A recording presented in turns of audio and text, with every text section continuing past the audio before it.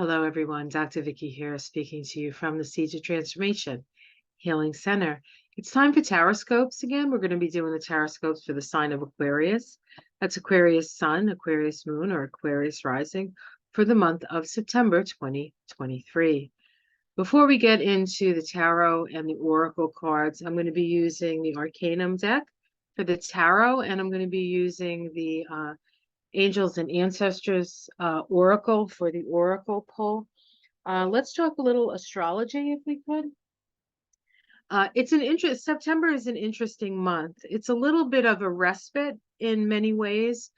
Now that doesn't mean that not a lot of things are going to happen. There are plenty of things that are going to be happening this month, but it's much more of a month of trying to find our feet amongst the profound changes that we have been undergoing. Of course, back in July, the nodes of the moon shifted into a new set of signs, with the north node going into Aries and the south node going into Libra. At that time, Pluto was shortly after, just a few days later, Pluto made 3 exact squares to the nodes of the moon. And of course, Pluto's been square the nodes of the moon for what seems like forever, even when the nodes were in the other sign. We did have a point this year when Pluto, the planet of change and transformation, moved into Aquarius for the first time in, say, 250 years.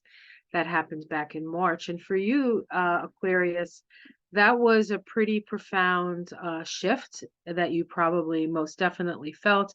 And then in July, it moved back into Capricorn as Pluto needs to continue its bringing up the shadow material of that Capricorn energy. And so it's almost like Aquarius is just stepping back for a little bit and waiting for its opportunity to put itself out there again. Now, your ruling planet, Uranus, is in Taurus and did go retrograde at the end of last month. And so this is an opportunity for us to reevaluate. Of course, Taurus is a sign that is square your sun, square your Aquarius energy. And it's in a square that requires a reorientation of our relationship to power and our own empowerment. But also moving in the direction of humanitarian cause, right? Because that's really what Aquarius is all about anyway. Raising all boats. And we'll have an opportunity to do that. But we're still sort of fighting the old fights, so to speak. If we look at your your traditional ruler of Aquarius, which was Saturn, that is also retrograde, and it is in Pisces. So that's helping to break down some of the structures and dissolve away some of the structures that no longer serve our evolution. We're going to be moving into a whole new sort of level of beingness once Saturn, your classical ruler, moves out of Pisces and moves into Aries, where it's going to meet Neptune, which is also just going to move into Aries. So that doesn't happen until 2026, but it's the long game, right? It's the long game, and you guys are going to be in, your Aquarius is going to be, Pluto's going to be in Aquarius for 20 years, so there's plenty of time. Aquarius is very much a future-oriented sign, and we do need to deal with the past still to a certain extent. And the nodes, Pluto squaring the nodes with the resolution node being the south node in Libra, is requiring us to renegotiate our contracts, to work around issues of power and abuse of power through the legal system. And as that happens, the legal system is also under scrutiny. So there's a lot of scrutiny around who holds all the power on both sides. Like, it's not just like one side and the other side. We're going to be really looking at how things have been set up, how it's brought us to this place, and how we need to change it. And then, of course, Aquarius is going to be that energy of the future and that energy of change. So for you guys this month, like for many of us, it's going to be much more sort of getting our feet under us after all these great changes. All of the social planets, as of the 4th of September, are going to be retrograde. All the transpersonal planets, including, of course, your ruler Aquarius, Uranus is retrograde. We do have a Mercury retrograde at the beginning of the month until the 15th.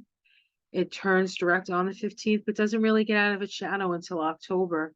And then Venus also turns direct in September, but doesn't get out of its shadow until October. So there's this reorientation for most of us on a very personal level this month. So that's where the energy lies for that as we evaluate the changes that have occurred.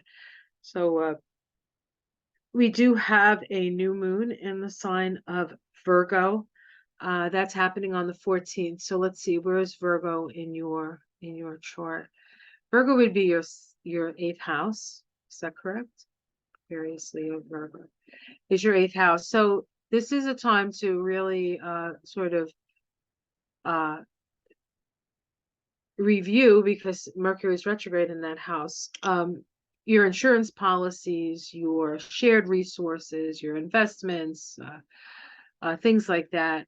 And then maybe it's a time when you'll have an opportunity with that new moon to have somebody invest in something of yours, using other people's money to move forward, maybe an idea that you have. And of course, we need new ideas. We need especially ideas that are going to bring us into harmony with each other so that we can deal with the great changes, not the least of which is climate, right? I mean, honestly, these storms, and all these storms are very, very Uranian in nature. It's just like Uranus is associated with sudden out of nowhere things that completely change your life, like comes through, it's done. You're like, you find yourself in another place. And there's been a lot of that, of course, going on with floods and fires and mudslides and rising seas. And it just seems like we're like, but we are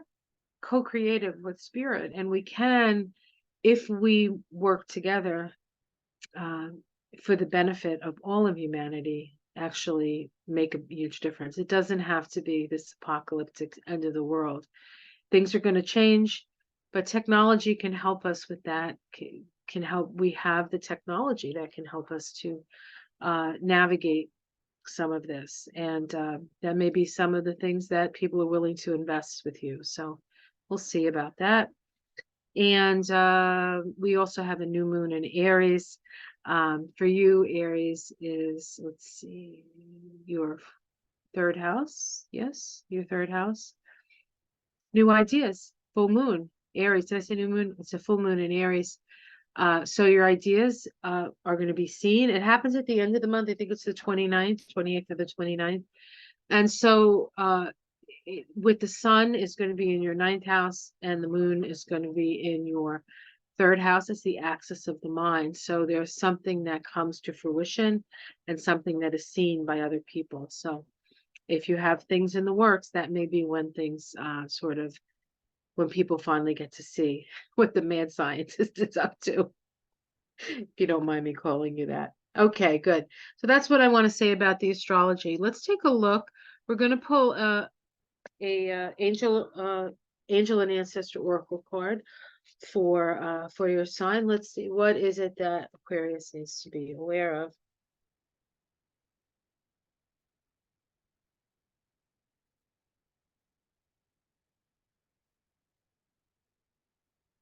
Show me, Aquarius, Aquarius, Aquarius, Aquarius.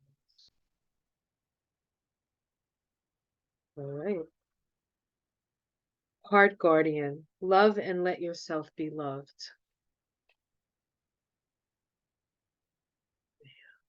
Beautiful, lovely. All right, I'm going to read it from the book. And okay, guardians, heart guardian, 104. I'll hold it up because the art is just so lovely. It's a nice thing to look at. as you hear my soothing voice. Oops, there we go. Welcome with open arms, opportunities to give and receive love. You are love, lovable and loving. The energy of love is surrounding you, your whole world at this time. Angels are swirling around you, encouraging you to open your heart and reveal the blessings you have to offer. Well, isn't that interesting? Didn't I say something like that? They want you to know that you are a highly loving being who deserves to give and receive love. If you are finding it challenging to feel love at this time, it is important for you to give yourself credit where it's due. You are also encouraged to welcome support from others. Learn to receive. Don't try and do everything on your own. If you are working on a relationship or are in a new relationship, this card can usher in energies that allow you to forge a powerful connection with your partner. Love is in the air, every sight and every sound. It says love is in the air. I added the rest. Well, that's nice. You are loved. You are loved. All right, let's see what the Arcanum deck has to say, what the tarot cards want. What kind of message are we getting for Aquarius? Oops. Gotta pull them out of the deck here. Oh, I guess I don't need them. Okay. Yep, I got all of them. So the last couple of months have been cray-cray, huh? Jeez. But it does finally seem like things are happening. And that on some level, balance is being restored. It's always a good thing, I think. Ultimately, it happens. Cosmic justice is not blind. All right. Just a couple more shuffles. I don't know if you heard my bird down here. That's Apollo. I don't think he's an Aquarius. I think he's a bit of a Leo, but it could be an Aquarius. He was a rescue, so I don't know when he was born. I actually do astrology charts on my animals when I know when they're born. You can't usually rescues you don't know. Okay. Okay, well, let's start with something simple and easy and not too powerful. Hello. Yeah, the high priestess, direct connection with spirit, to know, to see, to know, and to stay silent. I said that Aquarius is a little bit quieter than usual right now, but you see she has all the answers in the book there. So this is about connecting directly from spirit, from your crown to your heart. So this is direct connection. Things are being revealed to you. Let's see the challenge in that. The challenge is that you might be looking at the world as it is and not seeing the potential. There's a third cup here, a fourth cup being offered to this person, but they're so intent on like the problems in front of them and the disappointment or this feeling of divine discontent that they have if they were to just look up. So spirit is trying to get your attention. So pay attention. Look around. Don't look at what's right in front of you. Look around and see what's being offered, because something new and it is the Ace of Cups that's being offered to you, right? Love. There's love again. Maybe there's a love coming into your life. Lovers, you can't make this stuff up, right?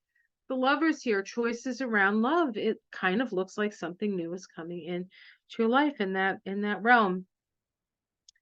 You've been waiting for your ship to come in. This is the past, right? You've done your due diligence. Now you're waiting because you know something is coming. You do know something is coming. Let's see what's in the sky. More happiness, the Three of Cups. This is friendship. This is amity. This is celebration.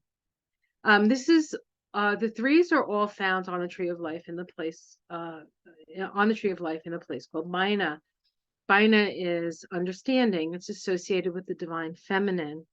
And so there's this divine feminine energy of love and companionship. This is a friendship card. In fact, this vibration, which is a 43-7 in the system I use, is the same vibration as the word friendship. And so this is about friends coming in and support. There's all kinds of support. We had the Three of Wands, then we have the Three of Cups. 3 is a manifestation number. Let's see what the immediate future holds. We have the Seven of Swords. This is about discerning who's been lying and who's been telling the truth. This is finding things out, getting to the root of things, right? This is getting to the root of things. Who's doing nefarious things? So there's some of that also, interestingly enough, more of a mental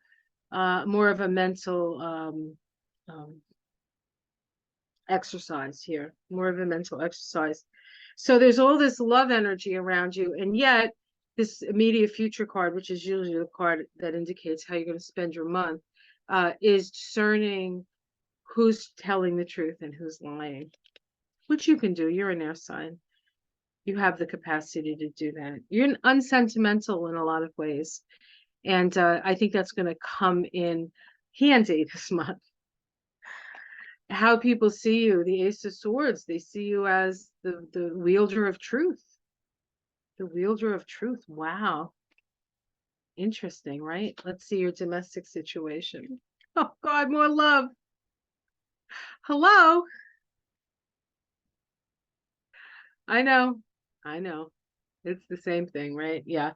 So yeah, so happiness and love in your home. I love it. I love that for you. Hopes and fears. Are you afraid of heartbreak and betrayal? You know what it feels like. Uh don't waste your time worrying about that. Because even if there's an understanding with this card that although there may have been heartbreak, on some level it freed you to be who you are right now. And so nothing is when things aren't done to things are not done to us to punish us. Things happen because we need to understand something, and we're just kind of looking in the wrong place sometimes, right? Let's see your outcome card. The Queen of Pentacles. I like this. So there's love here. There's an understanding of what's important. At the same time, there's a discernment around truth and lies. Who's lying and who's telling the truth. I'm going to just see if we can get a major arcana within 3 cards. We have the Seven of Pentacles. This is the Queen of Pentacles here and the Seven of Pentacles next to it.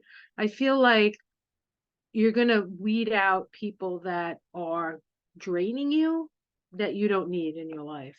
And as that happens, and that could be on any level. It doesn't have to be relationship level. It could be work. It could be, whatever area of life. But yeah, I like that. I like that. Seven of Cups, another 7. Evaluating the choices that you make, right? Especially when it comes to these emotional choices, illusion and delusion. So there's a lot of 7s in this. We have a lot of 7s and a lot of 3s, interestingly enough, here. So I feel like there's the 7 energy is analysis, like analyzing who's lying, analyzing what maybe things that you do from an emotional place that harm you in a way. And then also looking at your finances as well. And lastly, the 6 of Pentacles, which is a balancing of the scale. So I like that. Let's see what's underneath it. We didn't get a major arcana. We have the 4 of Swords, which is about meditation.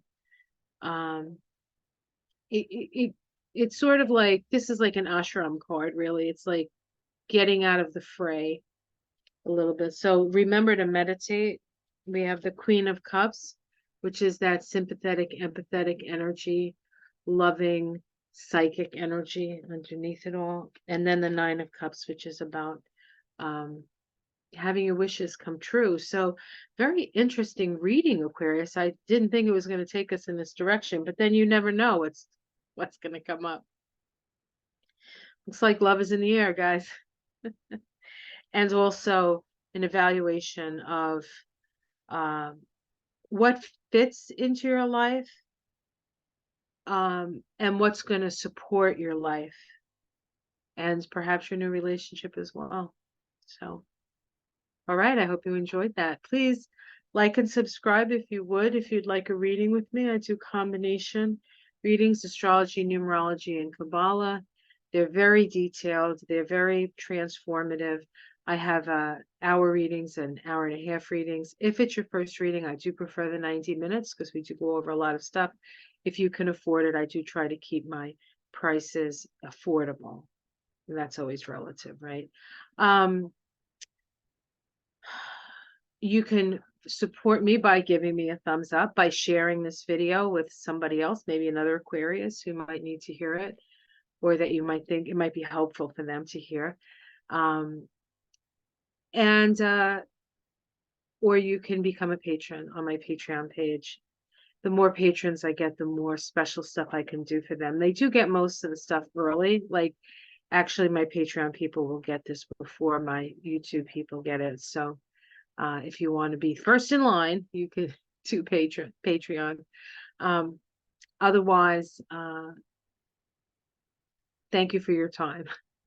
All right, have yourself a great month, and I'll see you again next month for the Taroscopes for October. Next month's going to be a little bit more exciting in the outer world, I think, but we'll see.